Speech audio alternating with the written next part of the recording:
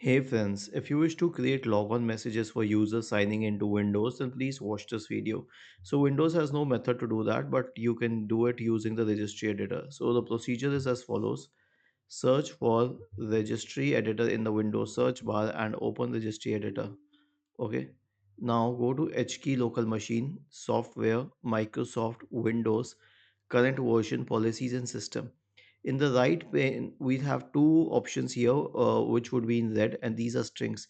One is legal notice caption and one is legal notice text. So you can change the caption, I mean the title, to let's say anything like you can log on here. Okay, and then click on OK. I'll click on cancel because I don't want to save it. And the legal text, whatever you want in it. This PC belongs to Karan Khanna.